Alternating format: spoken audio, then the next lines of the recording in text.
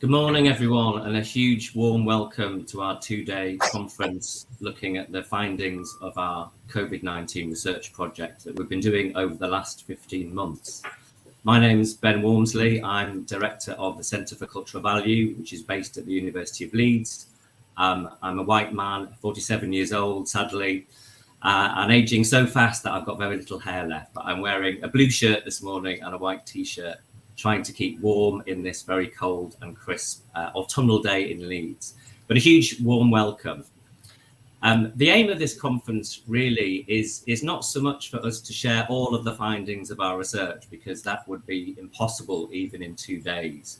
But what we really wanted to do was to open up discussions and debates around some of the emerging findings, things that we've been picking up over all of the over 200 interviews and analysis we've been doing of data from audiences with policymakers over the last 15 months. So please do engage as much as you possibly can with conversations, discussions, debates that we have.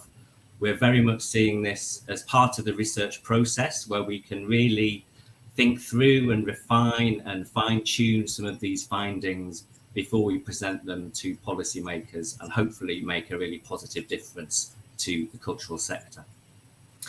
Our full report will be available in January, so if you're looking for the details of all of the different strands of our research, don't worry, that we're writing that now rapidly behind the scenes, and that will be available by the end of January, so please do look out for that.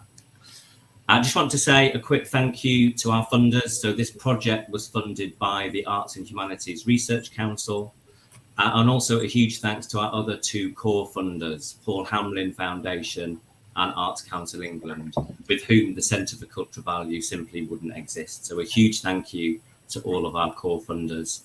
And a quick thanks too to our two core partners on this project. The Audience Agency, you're going to hear from their CEO, Anne Torrigiani, very shortly, who've been doing all the audience analysis for the project, and to the Creative Industries Policy and Evidence Centre, who've been helping us engage with policymakers and making sure that our emerging findings cut through the noise as quickly as possible to make a difference. So enjoy the conference. There's 2 days. I know it's a big ask in terms of people's time at this very busy time of year, but there are lots of opportunities, not just to engage in the plenary sessions, but to come along to tables and deep dives and to really help us to refine the findings of this project.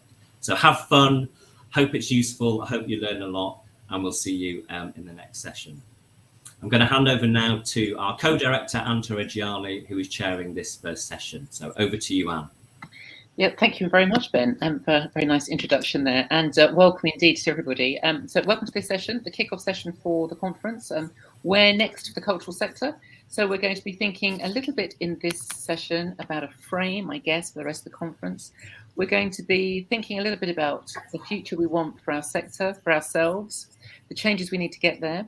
We're going to be reflecting on the existing knowledge and what new knowledge we need. And really importantly, we've got a fantastic panel for you, but we really want to hear from you too. That's true for the whole conference. And hopefully we're going to be modelling that in this opening session. So before I introduce our wonderful speaker panel, can I just quickly do a little bit of housekeeping? So yes, I'm Anne Torrigiani.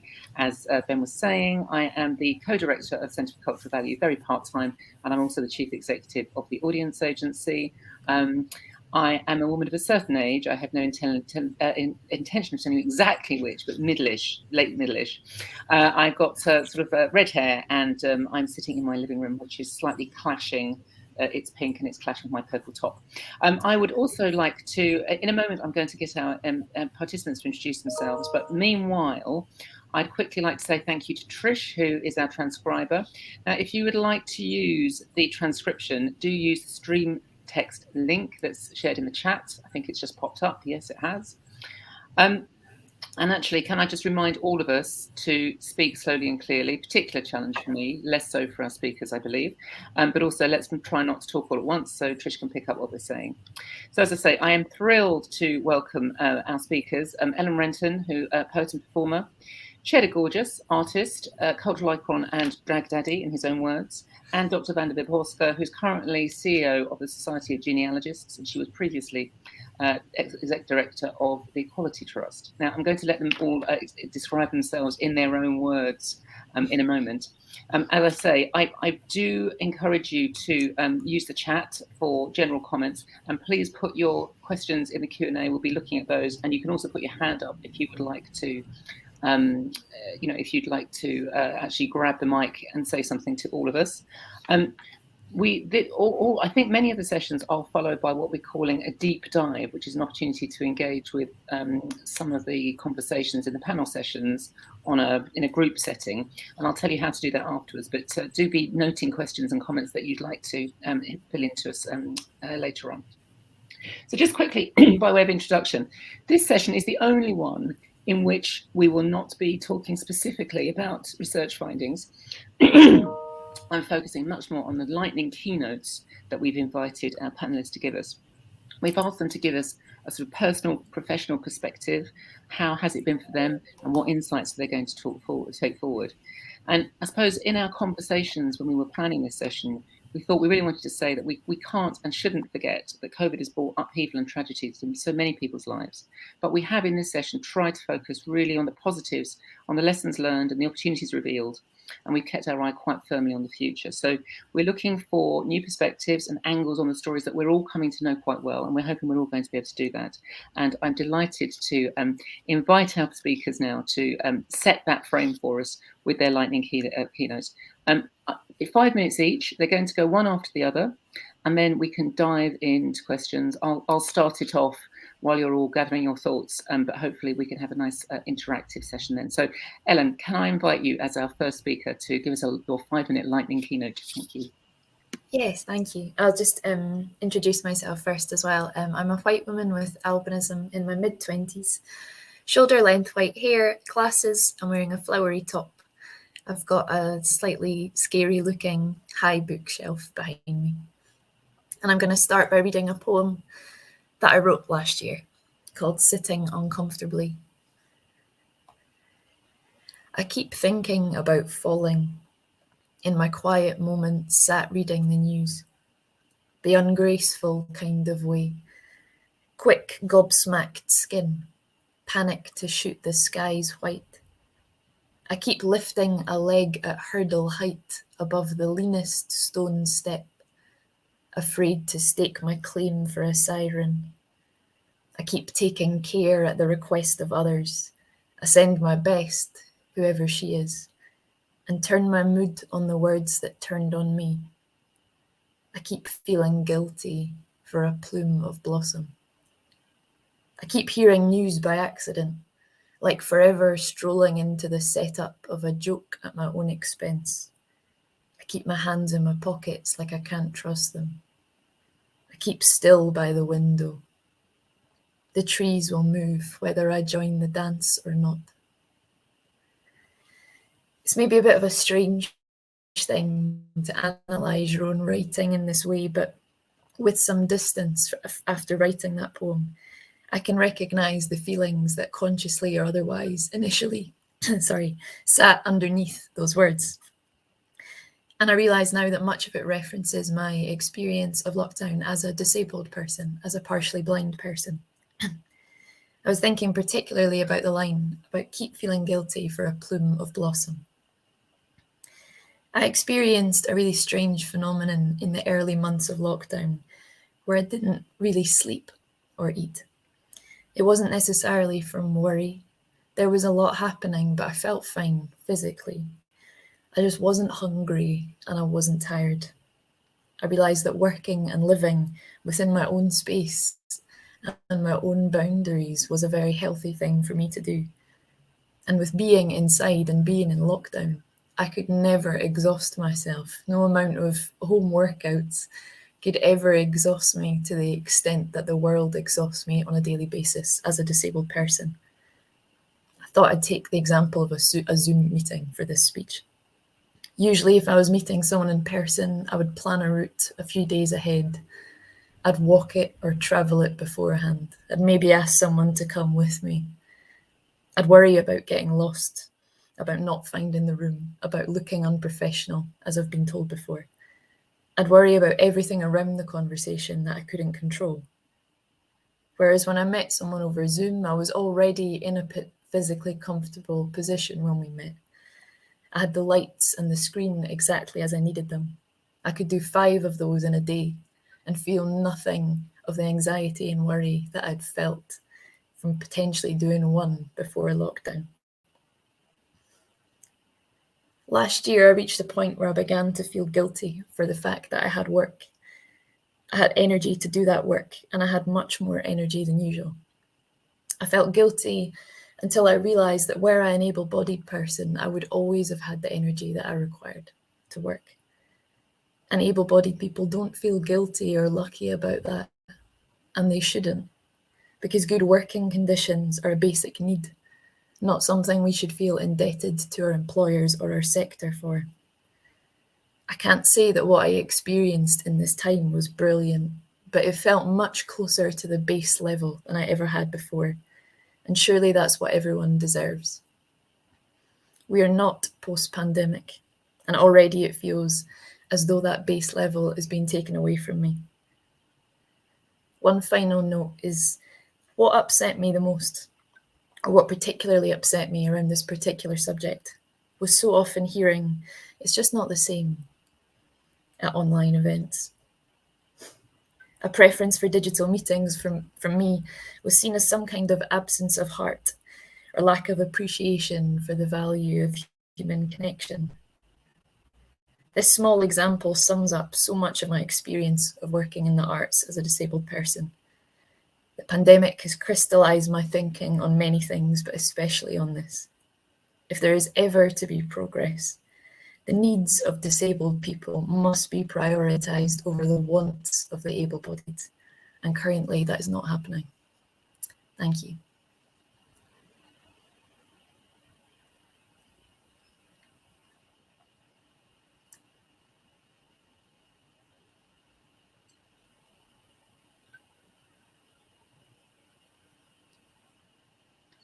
Sorry, Cheddar, I didn't intro you because I was muted. Beg your pardon, because we still haven't learned all those rules. Okay. That's Cheddar. all right. Yeah, thank you, Cheddar. Over to you. I knew that it was my turn to go, but I was also just enjoying that moment of silence. It after was. Ellen. That was absolutely beautiful. Thank you so much, Ellen.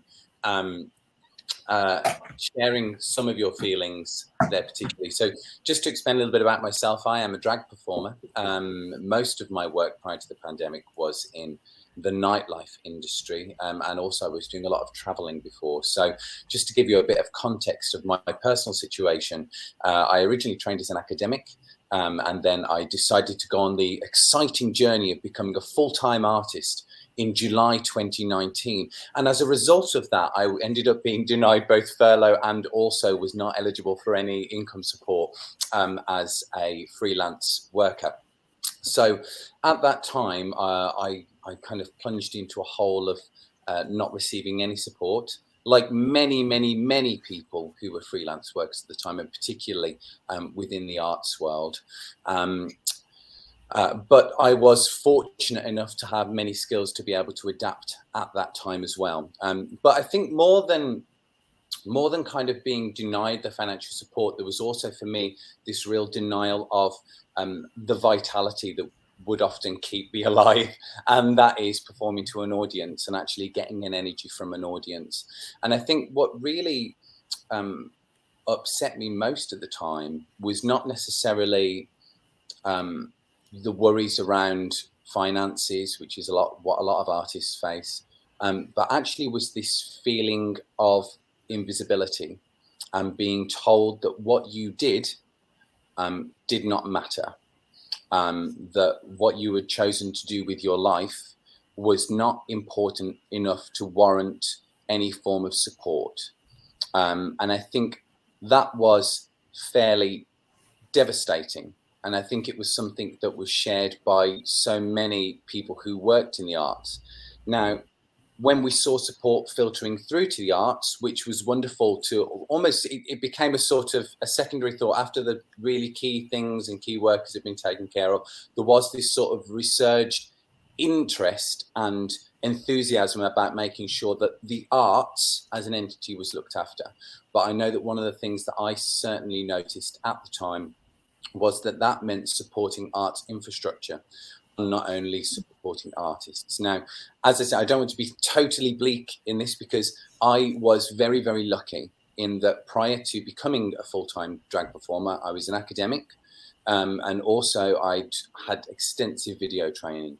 One of the real joys of that period, if I can find any joy, was because I'm not going to pretend. This is the other thing. I'm not going to pretend, everyone. It was quite miserable at points for a person like myself. I live in a very small room, and I was single at the time. It wasn't fun. But one of the things that I was able to do was look at the way I could adapt my art form and way of telling a story into the digital format, which was a really, really amazing and wonderful experience. I was able to return to video editing. I got into doing drag performances online and that sort of thing, and actually engaging with people in a very, very different way. But with that adaptation also came another series of risks that I feel accentuate some of the problems that we have within the culture sector anyway. And the first of those is that with things being digital comes the expectation that they should be free. And I think this is one of the areas that I think would be really, really wonderful for us to look at, is the idea that we're led to believe that the explosion in digital content and the amazing technology that we have available to us, to ourselves these days, to create things, which is wonderful. And I've enjoyed doing conferences, events like this, and reapplying the way that I do my work to the digital world, but also because of the affluence of content online and the way that things are expected to come for free through social media, becomes the expectation that artists should be working for free and producing their content for free. So I feel like we're ending up in this sort of strange trap where we have to work constantly, expose ourselves online. I mean, it even sounds indecent, doesn't it, exposing yourself online? But that's what we're expected to do as artists all the time. And in doing so, we're putting a lot of effort and a lot of labour into that work without necessarily clear funding structures being brought into place for it. Now, for me, this actually, if you like, what's the way I'm looking to express this? It articulated a problem more broadly in our society about the way that we value the arts, and the way that arts very much have been disconnected from their social and political function. They're seen as forms of entertainment, which is how we're led to appreciate them through things like social media, but also perhaps why they weren't so considered such a serious concern, and the work of artists wasn't considered such a serious concern from the outset of the pandemic. We weren't considered to be key workers, despite the fact that at that time, actually, people were constantly looking for forms of distraction in order to keep them fulfilled and entertained. So I think for me, those are the kind of two things that were coming from, if you like, the cautionary tale of the ways that we were encouraged to adapt. I don't know whether I've used up my full 5 minutes there. Perhaps I have. I genuinely can talk for as long as you want about myself. It's one of my favorite topics. But I didn't give a physical description of myself. And I think that's actually very, very important at this particular moment too. So I'd like to do that if I could finish on that. I am a quite melodramatically dressed human being. I have very bold makeup with very large eyeliner that I very hurriedly prepared this morning within 30 minutes. So, which is an achievement in itself for somebody in my position. So thank you very much. Well, excellent job. Thank you very much, Cheddar. Brilliant. All forms of art this morning. Can I hand over to you, Vanda? Last word. Yeah, well, I mean, following Cheddar physically and emotionally is rather a feat. So I apologise in advance, but thank you. That resonated with me in so many ways, because actually it's part of that divisive feeling that we've had from COVID. People, you know, as you said, Cheddar, you were single in a room. I was at home with a relatively large amount of space, homeschooling a child, spending far more time with my partner than any of us had ever envisaged. And I was angry for totally different reasons. And I think that's part of that. People were on furlough. People who weren't on furlough were doing almost double the work. And so that sort of, you know, I was sitting there thinking, I'd really love to be on furlough and spending the day spinning or knitting or doing whatever I want. But I didn't want that insecurity and that financial and emotional insecurity. So it has opened up a divide between workforces and between people, people who've had that time and people who haven't. And that's really important to take into account, especially when we're now starting to bring people together. I am a mixed heritage woman. I'm wearing glasses. I have long curly hair. I'm wearing a blue teal top, and I've got a very boring background because I actually am in my office. So there's no danger of my books falling all around me, as several of other panelists have had that problem. But I was an academic. My book was on early modern Polish witchcraft. Yes, I'm sure you're all saying along among you, there's a play, there's a book, there's a musical, there's everything in that one. Contact me afterwards. I then worked in trade unions. I was director of the Equality Trust for 5 years, and I recently left that job in September.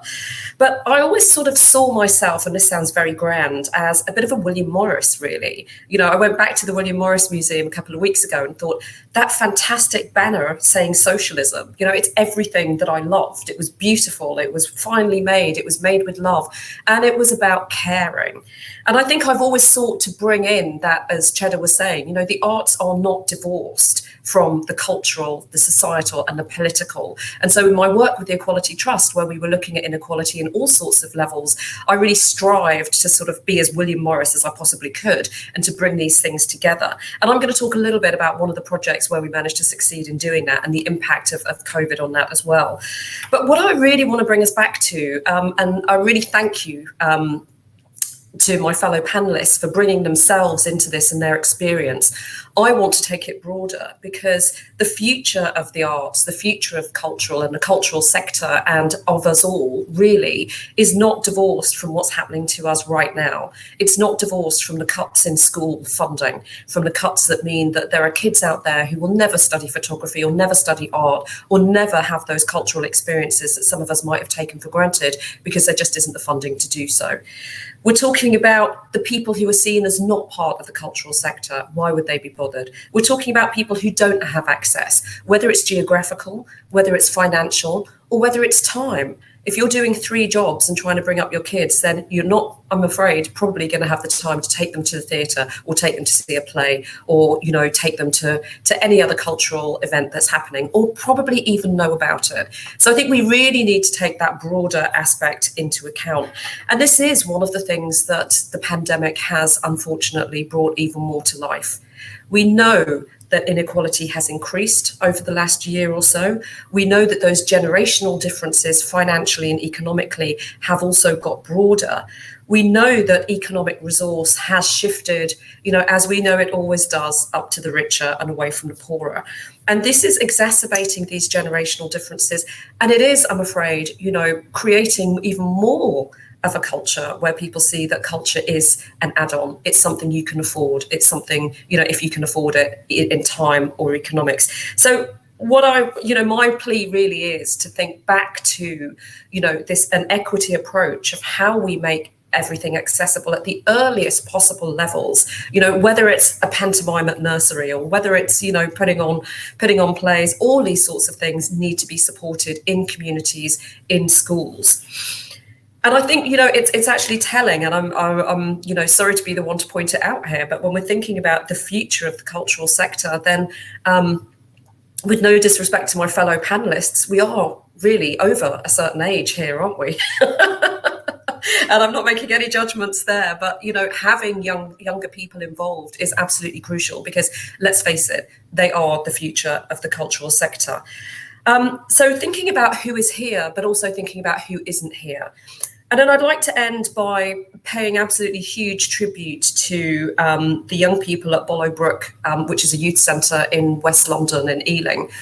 And we went to several funders because we wanted to work with young people. We wanted to explain and work with them to think about inequality so that they realised that the lives they were living, the lives their parents were living, weren't just because, you know, they were terrible and they hadn't worked hard enough.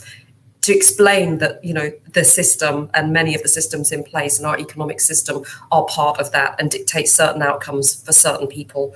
So we worked with them. We couldn't get funding. We crowdfunded for this. We kept on going. We eventually got some more funding. But what I'm really proud of is that they produced a piece of art, which was a giant sort of papier-mâché head. They recorded interviews with people talking about race. Not racism, because they wanted everybody to take part in this conversation about race. And they made this into a huge sculptural artistic piece, which has been exhibited in several places. It's going to be, I think it's going to be at the Pitzhanger Gallery. And this was just incredible because we just gave them the facility to do this. We gave them some money, we gave them some artistic support and said, what do you want to do? Now, this is a group of young people who would never have had those types of opportunities.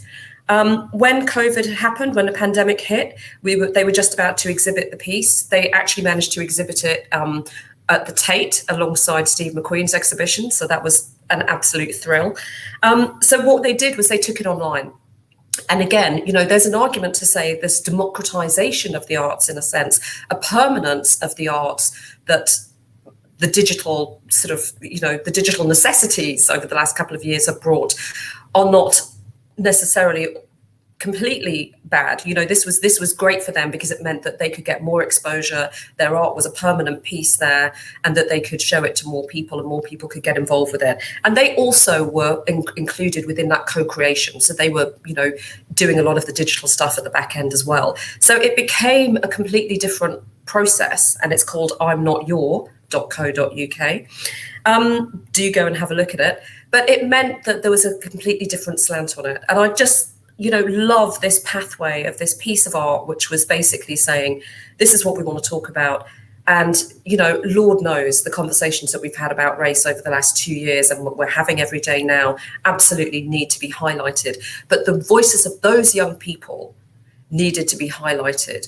And I think, you know, I will always say this is probably one of the things that I'm most proud of in my life, because it was something that was so organic, that was so of its time, but has led to those young people seeing themselves in a completely different way. So that piece of art has changed how they view themselves and their communities and their lives and their power. But it's also allowed other people who interacted with this piece of art when it was at the Tate to look at their lives and understand more about their lives. And so, you know, in my mind, that was absolutely transformative. But partly this has been as well because of the pandemic. Thank you. Brilliant. Thank you so much, Vanda. And thank you indeed. Yes, thank you all, panel. Brilliant stuff. And everyone's joining us in that digital way that they do. Thank you. Well done, everybody, for bringing in a quick whistle-stop tour. We've had poetry, we've had cabaret, we've had sculpture, we've had art all over the place in just a few short minutes. Well done, you. I think you've raised so many themes, actually, the three of you. Thank you so much. And not to reduce it down to just bullet points, but I thought there was something very interesting in what Ellen was saying about one of the major issues as we emerge out of this era that actually we've suddenly seen a way in which the needs of disabled people can be prioritised over the wants of non-disabled people. But are we going to continue it? It's such an important point I think you've just raised there. I think, and it's one that comes through very strongly in much of the research.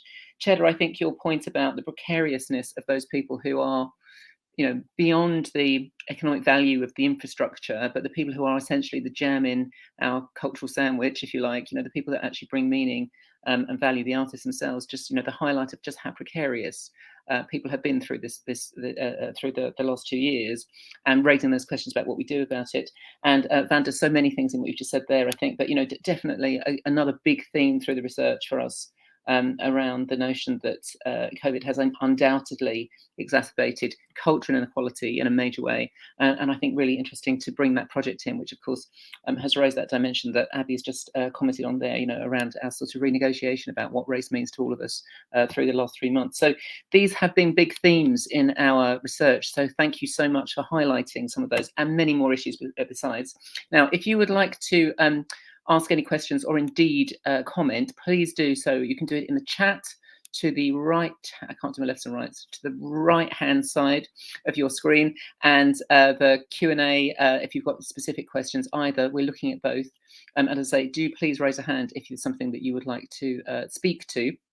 I'm going to just warn you all that at the end, just before we finish, I'm going to ask you all what question you would pose to everybody over the next 2 days. What question you think we should be asking ourselves. So I'm going to leave you to mull on that one before you go, don't ask me that with no time to think. So I'm just going to put that one there. But the first thing I'd like to ask you all is, can I ask you what as a result of these, I really enjoyed your deeply personal reflections on lockdown and how they, how you could universalize those and take them out to wider social and sexual issues. But can I ask you all if there's one change you're going to make in your personal professional lives as a result of the things that you've learned? Would anyone like to hold forth on that one before I pick on someone? I can. Ellen, please. Yeah. I wrote. I began to go back to performing and working with theatres a few months ago and found it incredibly difficult. And then began to work with another disabled artist called BB June, who's my producer on a performance project, and with Unlimited, who are an incredible disability arts organisation. And we wrote a manifesto together about all the things we weren't going to do again.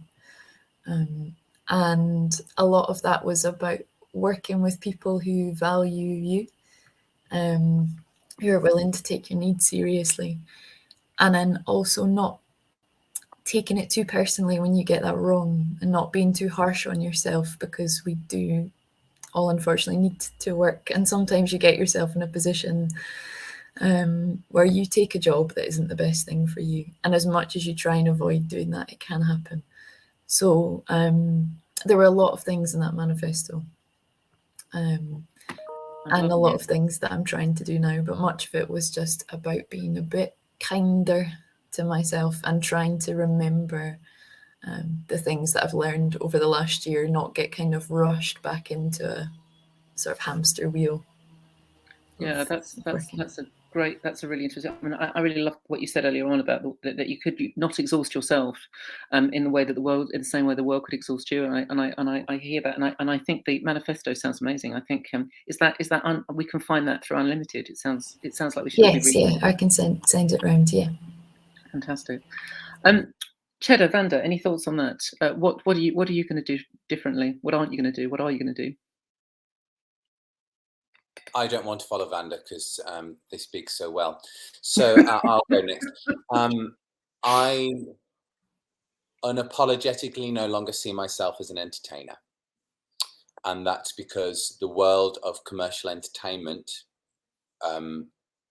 proved themselves to be a fair weather friend. And I think that was, and particularly not just me, but for my community, and particularly for queer entertainers, we are working a lot now in a quite cisgendered heterosexual setting, which is great. It's wonderful when the work comes in. It's amazing working in bars and cabarets, working at brunches. And I think I'm so glad to see so many of my peers going back to be able to earn money in that way. But I was so embittered. There's no better way of saying it. I was quite embittered by how that world and watching many venues abandon performers that they were using as freelance performers. And also it allowed me to appreciate the dynamic that was occurring in that anyway, because quite often people are putting in a lot of effort for quite small fees. And particularly at the moment, there's an affluence of things like drag occurring in the world. So actually, there's a lot of people who want to get into something like drag because of its mainstreamification. And as a result, venues are in a very strong position to be able to pay people as little as they want to pay them. So for me, I am in the fortunate position where I do not need to take that work. So I am quite vocal about the reason why I don't do that kind of gigging anymore. So very similar to Ellen in that respect of trying to only focus upon work that I think treats me with value. I like it. I like a bit of weaving together, but that notion of kindness, but also kindness to yourself and being valued. I think it's a really interesting theme, isn't it? Yeah, brilliant. Thank you, Vanda. Any thoughts? Yeah, I'm going to be really boring and say the same thing. We love that. Sorry, I'm being boring. So I've just got a Pet Shop Boys song going through my head now. Sorry. I did exactly the same thing, although it was only on reflection that I realised that after 5 years of being at the Equality Trust and the absolute emotional labour of constantly talking about race and gender and inequality and class and my own experiences, I was absolutely exhausted. And I think the reason that I was looking for a job in a different area was because subconsciously, although I wanted to continue to fight the fight, and I had a huge conversation with myself and others about, am I abandoning the kind of media capital and the voice that I have in this area? Am I just selling out? Am I just leaving? To go to a job where everybody said, Society of Genealogists, family history, well, why? My background is as a social historian, so it's not actually that much of a huge leap. But I wanted to go into something where, I was doing a Sky News interview one time on Black Lives Matter, and it was for me, that was the most important thing I ever did, because it was important that, having been given that platform to comment on Black Lives Matter at that point, that I really didn't, for want of a better word, F it up, basically. Yeah. And that kind of pressure, I think, had just been building. And so I think just with COVID and everything as well, I think I was just thinking, actually, I want to go into a job where I don't have to do 3 other jobs. I don't have to be the Black CEO, the female CEO, the, social justice warrior. And that's an awful thing for me to say, because I do see myself as a social justice warrior. I think I always will be. I think I'm just doing it in a different way now. And, being in an area, there are various areas of the cultural sector and the heritage sector that I would say, could benefit from far more diversity and diverse thinking. I'll just leave that one there. I think that's a good gauntlet for the day, don't you? I think we'll have that, definitely. That's a good, excellent. Now I see, and I think something there about again sort of the thing about kindness to yourself. I think that there is something underlying about that, isn't there? About now I can see that in the chat, our colleagues who are very, very keen that we don't just do lots of talking to the panel are really encouraging you to, so just because no one's done it yet, you can be the first. Do please ask some questions. Meanwhile, I'm just going to come back while you're thinking about that, because we have expectations. There are 162 of you here, for goodness sake. Someone must have something, or indeed, please feel free to disagree. We like that too. But I was going to ask you something around something that Vanda mentioned, and we talked about earlier about this sort of the time, and we've talked a lot about sort of personal resources, but I think this interesting thing about having more or less time as well as more or less money. And I know, Ellen, you talked about earlier on, you talked a little bit about the idea that time passed differently and you were able to do things in a different way. I mean, any reflections on time and the absence or the changing round of resources like time and money and energy, indeed, as you talked about? Ellen? Yeah, I think it was a strange feeling. Time felt very different to me, especially, I'm sure it did for everybody, especially in those kind of early months. I think the main thing for me that changed was I didn't necessarily have creative energy. I didn't. As we said at the beginning, it's so difficult to separate the experience of COVID and the singular experience of being in lockdown, what that does to your body. There's so many different parts to it, and obviously they all feed into each other. But the thing I felt that my relationship changed with was admin. And all the things that I would usually not have the energy for are applying for opportunities, getting back to people in the appropriate window of time. All these things that are quite often, really inaccessible as well, to do with forms that don't work on magnification software and just all the admin thing. And that was the thing that my relationship really changed with, when I felt like I had more energy. And it feels unfortunate to me in a way that opened up so many more opportunities when I had more energy to do that side of the job, the side of the job that is hidden. Yeah, that's really. I mean, that I think you suggested that hamster wheel, and I know I've heard a lot of people talking about suddenly what the benefit of coming off the hamster wheel for a while, and I think Cheddar, you spoke a little bit about that when we were talking earlier on as well. Did you want to comment or? I actually wanted to respond to what Ellen was saying about admin, because I think in like Ellen, I rededicated some of my energy when I was able to get it back to applying for funding opportunities, for doing an Arts Council grant, that kind of thing.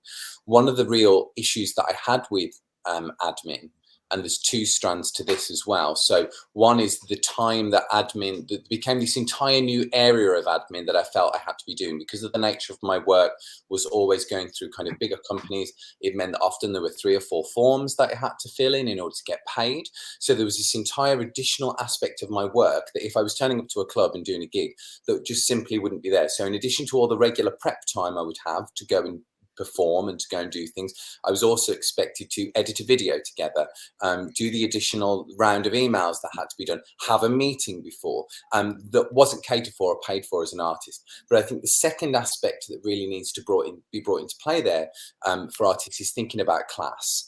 And so in terms of like, I'm from a quite working class background, but obviously I've spent a lot of time in education. I've done a PhD, I've done a master's degree. And so for me going into that world, I was able to do it. I mean, I found it a bit of a struggle because it's like switching your brain from when you're trying to be a performer to then switching to kind of like writing applications. It is quite a switch. For my friends who are queer and working class, they didn't have a chance to do that. They couldn't apply for opportunities. They didn't have any idea how that worked. If looking at the Arts Council system, trying to get onto Grantium as a person who isn't used to filling in forms, I found Grantium a challenge. I've written a thesis, so to think about people who are coming from a working class background and a young working class artist coming into that world, it is so incredibly prohibitive. So whilst it presented a whole lot of opportunities, I think for some of us, it also ended up creating a new layer of exclusion for artists from a different background.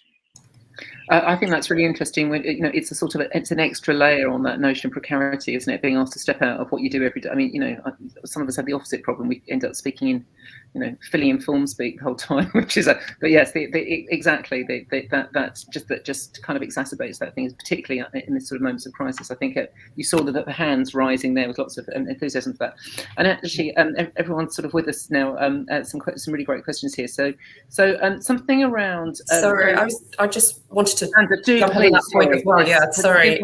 Labour it, if you will. Yeah. No, absolutely. From working with arts organisations and with colleagues, recognising, some people have had 64-page forms to fill in just to do something, and I am often asked to speak at schools or universities, and now I have to give a précis of what I'm going to talk about. Now, I can put in a précis, it doesn't mean I'm actually going to stick to it, which is always a different matter. But I think what's really important is a point that you raised, which is about switching brain. And I think this is really, really important because one of the things, when I was in lockdown, a typical day could be, I was homeschooling one minute, I could get a call about something completely different about work the next minute. Another minute I was in a radio interview talking about, economic structures or whatever. And my brain was exhausted by the end of the day. If I come to work, I know that more or less I'm in work mode. I may get a call from school, chances are not, but I know where I am and what I'm doing. And this locational and brain fragmentation has had a really massive impact on us in terms of mental health and in terms of who we are. Who are we at home? Who are we at work? Where does work start? Where does it begin? And I really noticed this. I went off to give a school talk a couple of weeks ago, and I recognized how different, and it's, you will understand this far more as performers, that you are getting into performing mode. So I was on the train, I was in performing mode because I knew I was going to give a talk to school. If I'm just switching off after emails and 15 minutes later, I'm straight into a Zoom call and performing, that's completely different. And so it doesn't give you that sort of, I'm getting into character, I'm getting into persona, this is what I'm going to do. And also the kind of very quick letdown afterwards. You have that time when you're coming out, you might have a drink after or whatever. And it's you can reflect and you can keep some of the things that have happened there. Whereas you just come out of a Zoom call and it's like, okay, right, I'm going to sort out the washing or something.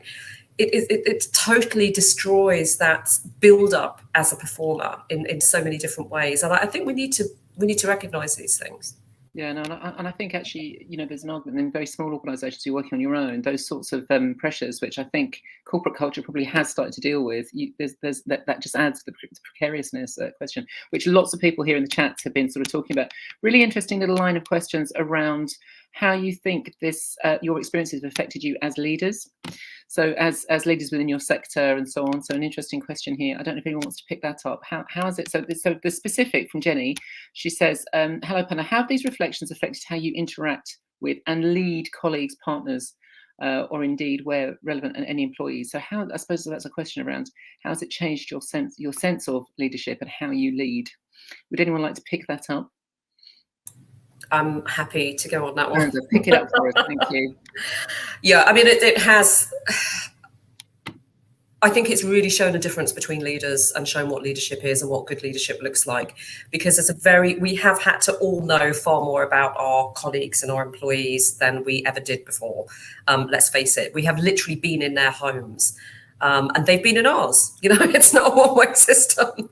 And I think, for good leaders, it's been a time where you've been able to negotiate that and be able to say, look, I had in my previous job, I had staff who were dealing with elderly parents, who were dealing with kids at the same time, who were dealing with a whole range of things, who were dealing with partners, dealing with sickness and illness, all of these things that anyway you should be able to deal with as a leader. You are there to support your people. You're not there to sort of squeeze the last living drop out of them. So I think it has finessed some people's skills, but it's also showed a lot of people as probably even more lacking than they were in the first place. And I think the key word here is just compassion.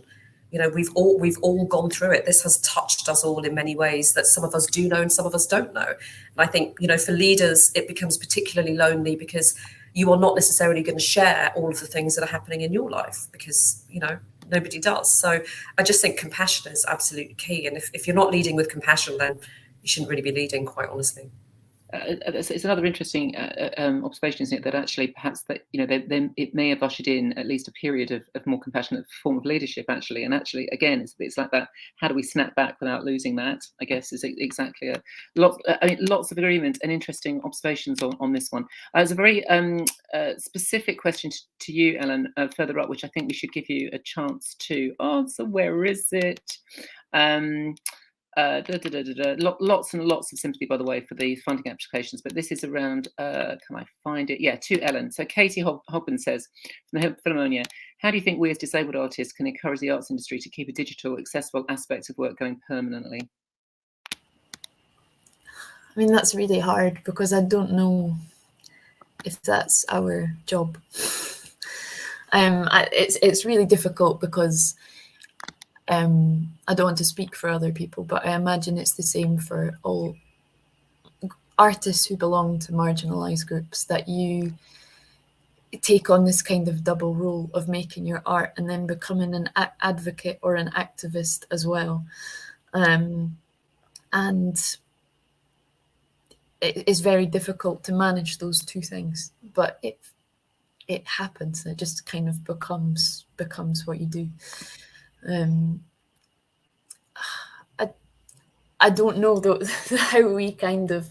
I think conversations with arts organisations are important, but they're often incredibly hard to come by. I am trying at the moment, as I'm going back to performing. I'm very fortunate to have had the opportunity to have had digital work, created digital work. And so to always have a digital offering of some kind, I think we have to be careful that we don't, it's very important that we preserve digital work, but we also have to be really careful that we don't create some kind of segregation system where venues say, oh, it's fine, disabled people can stay at home then and they can watch this and then everyone else can have this. Which it's messy and complicated, but a lot of venues are seeing that as a way to kind of bypass more difficult conversations about access, and providing the more expensive kinds of access that we need. Yeah, and I think I mean I hear you. It's not. It's all our responsibility, and God forbid that we kind of make it David Darcy's responsibility. I hear it. I think it's a really important point. Now I just suddenly realised I'm on all the controls now. Now apparently Fern Pullen has asked a very popular question, but I can't see it. So Fern, I think this is the one about we're not working from home, we're living in work. Cool quote there. Everyone's got to remember that. We're going to be talking about that for the next and actually lots of people have liked some of the language that you've just introduced here, and lots of agreements. I'm just thinking, hang on a second, I think somebody is there a danger of cultural and arts organisations being forced into going backwards and not adapting their delivery methods? We've got it here. Can you see that, everybody? Is there a danger of cultural arts organisations being forced into going backwards and not adapting their delivery methods permanently to encompass lessons learned during the pandemic by government relations? Thank you, Fern. Yes, so is there a danger of going back? And I guess what can we do with it? And that seems to me a really good, quick response on all of that, on that one, everybody. And then I'm going to ask you my last question. You ready? So, is there a risk? What do we do to stop it? I think there is a risk. I don't think it's from the government's regulations. What you mean? It's us. Sorry, you're muted. Sorry, unmute yourself. Sorry, beg your pardon. No, go on, Vanda. Sorry. I think that's as far as I'm happy to go. I think people can infer where the emphasis was there. Okay, well, okay, yeah. Cheddar. I think there's a risk, but I think it's much more along the lines of what Ellen was talking about, in that actually maintaining the adaptations and adhering to things becomes a way of reducing costs.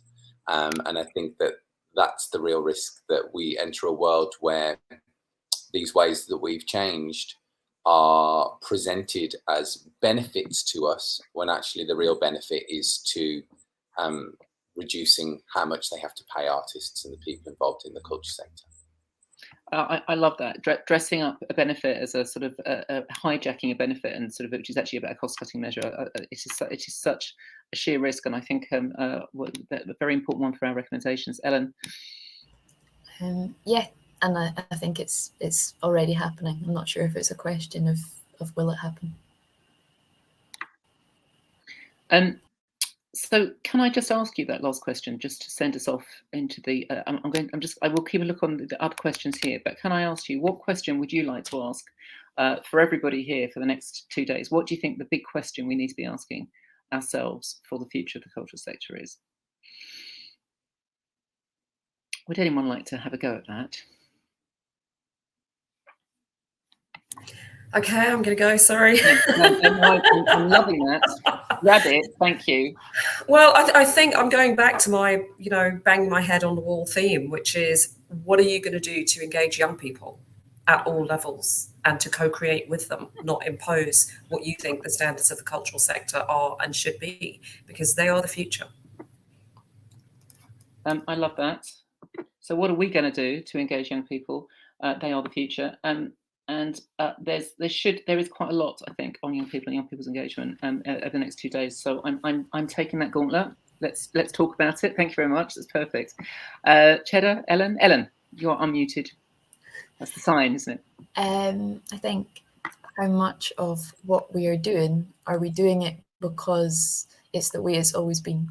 As it feels like so many things in the arts just happen because that's how they've always happened, rather than having actually be considered as what's best for artists, what's best for audiences, what's best for everyone, and how often is that happening? How often are things being thought of from scratch? And how often are they just hangovers from previous ideas and previous people? So ask the essential questions. Don't rely on hangover. Don't rely on hangovers. I think that's a kind of a hangover ideas. Hangovers. That sounds slightly wrong, doesn't it? Yes. Great. Thank you. Cheddar. I would say interrogate the relationship between what you want and expect from art, how you think the sector should look, who it should reward, and how you actually participate as an audience member. So interrogate what you're watching, the way that you're watching, who you're paying in order to do that. And I think that's really about recognizing the wider systems in which we are currently existing, particularly around social media and unregulated free market capitalism, and what is being bought and sold through the culture sector and what's the real relationship happening there. But that involves going deep. But like I always say, go deep or go home when thinking about our own actions. It's very important. Well, okay, so there's a slogan: go deep or go home. I think that's a great gauntlet for the conference over the next couple of days. Thank you very much indeed. Now we've got some really nice last comments. Just have a quick look through there, everybody. Great start to the conference. Everyone's just loving you. I think basically that's the thing. So somebody here, Maria says she's observing most UK music venues and promoters have already gone backwards and are rushing back to business as usual. There's no safety measures in place, despite the mandate. So I think this idea that the risk of going backwards, of not being present, keep asking those questions, I think is one that we can see coming through all these comments, but it feels like a really good theme to take forward to the rest of the conference. So can I just say a magnificent thank you to all of our contributors here. Ellen, Cheddar and Vanda, you've been fantastic. I'm glad to say that we can have a proper conversation with them in a moment. Now, if when you come out of this session, you would like to go to the lounge, you will see that there is something called, I think it's called something rather table A. Table A.